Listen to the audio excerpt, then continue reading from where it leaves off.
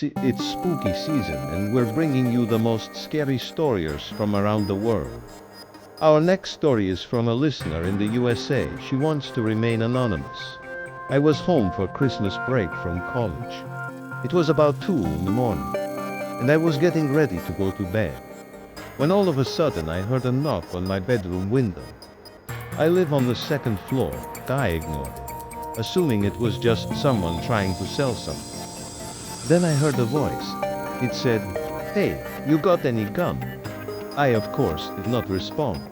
The person started knocking again, and the voice said, "Please, I just need some gum.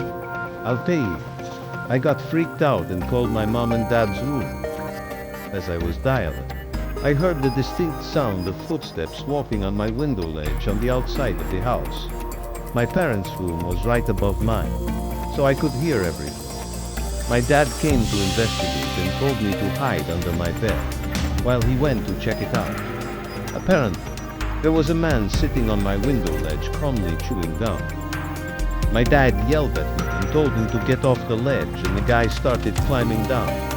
My dad followed him and saw the guy rummage around in his backpack, pull out a large knife and start chewing on it like it was a stick of gum.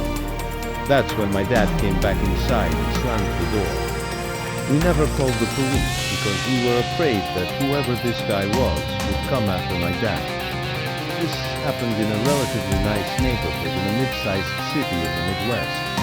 We have no idea who this guy was or why he wanted to break into my room in the middle of the night.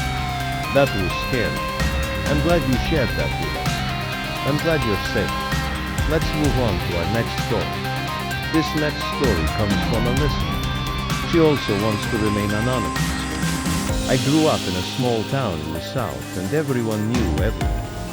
One day, a new family moved into an old Victorian house at the end of our street. There were rumors that the house was haunted, and the family probably just wanted a fixer-upper. The house had been empty for about 6 months before the new family showed up. A few weeks after they arrived, I was playing kickball with a group of friends, and we were taking turns being the kicker. When it was my turn, I kicked the ball and it sailed over the fence at the end of our street. I remember thinking, oh great, another trip to Mrs. Peabody's house. You see, Mrs. Peabody was the previous owner, and she was very peculiar. She had a big German shepherd that never came inside, and she didn't like people trespassing on her property.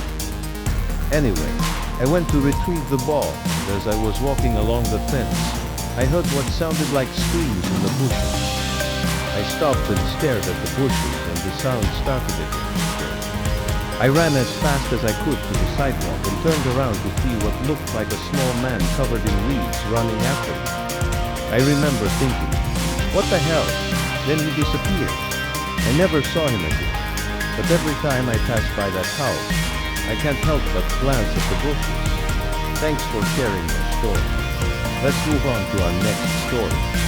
This next story comes from Sarah. This guy was working as a nanny in Maryland in the early 2000s. My charge, we'll call him Billy, was 10 years old and had a very active imagination.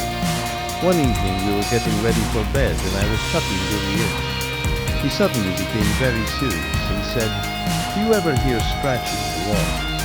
I jokingly replied, "No, just your little piggy voice." He then proceeded to tell me that he had heard scratching sounds in the walls for days and was sure that there was a family of mice living inside the house.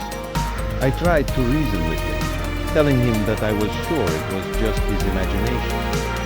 After I turned off the light and closed the door, I heard what sounded like scratching coming from inside the wall.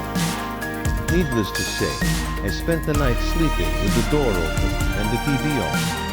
The next morning, I told Billy's mother about the noise, and she laughed and said that there were squirrels in the attic, and that was probably what Billy had heard.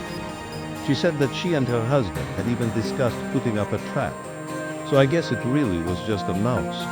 Thanks for listening. If you want to submit your own story, follow the instructions in the description. And be sure to tune in next time for more scary stories.